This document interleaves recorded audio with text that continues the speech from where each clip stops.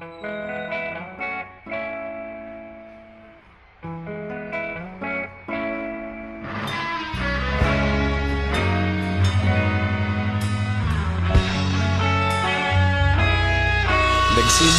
ang lahat sa eskwela, nagsama-samang 12 sa kalokohan at sa tuksuhan, hindi maawat sa isa't isa. Madalas ang standby sa cafeteria, isang barkada na kay saya. Laging may hawak-hawak na gitara, konting udyok lamang kakanta na. Kay simple lamang ng buhay noon, walang mabibigat na suliranin. Problema lamang laging kulang ang datong. Sana napunta ang panahon? Sana nga ba? Sana nga ba? Sana napunta ang panahon? Sana nga ba? Sana nga ba? Sana napunta ang panahon? Sa unang ligaw kayo'y magkasama, magkasabwat sa pambobola. Walang sikreto kayong tinatago, okay sarap ng samahang barkada. Nagkawatakan na sa kolehiyo, kanya-kanya na ang lakaran.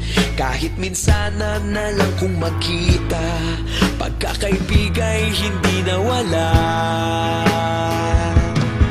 At kung saan na napadpad ang ilan, sa dating eskwela meron ding naiwan. Meron pa ngang mga ilang nawala na lang, nakakamiss ang dating samahan. Sana nga ba? Sana nga ba? Sana nga bang barkada ngayon? Sana nga ba? Sana nga ba? Sana nga bang barkada ngayon?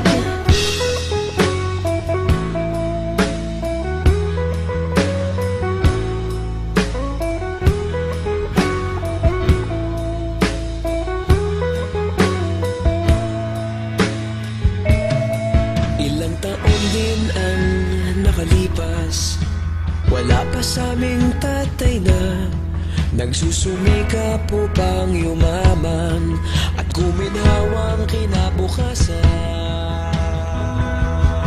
Paminsan-minsan kami nagkikita, mga naiwan at natira.